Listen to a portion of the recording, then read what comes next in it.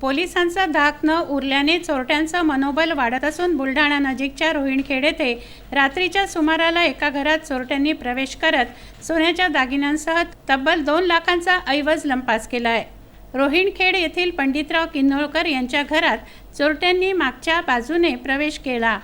लाकडी कपाटाचं कुलूप तोडून त्यामधून सोन्याची 20 ग्रॅमची पोत, मणिमंगळसूत्र 3 ग्रॅमचे, 2 ग्रॅमचे कानातले डूल, 5 ग्रॅमची एकदाणी, 10 ग्रॅमचा व 15 ग्रॅमचा गोफ व सोन्याचे मणी 30 तसंच रोख रक्कम 2000 रुपये असा जवळपास 2 लाखापर्यंतचा ऐवज चोरट्यांनी ढापला।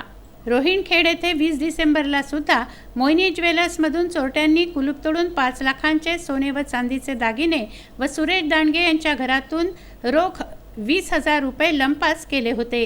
ही घटना ताजी असतानाच परत ही चोरीची घटना घडली आहे। त्यामुळे नागरिकांमध्ये भीतीचं वातावरण पसरलं आहे। पोलिसांनी याकडे लक्ष घालून नियमित गस्त घालावी अशी मागणी केली जात आहे। प्रशांत खंडारे, विदर्भ न्यूज, बुलढाणा।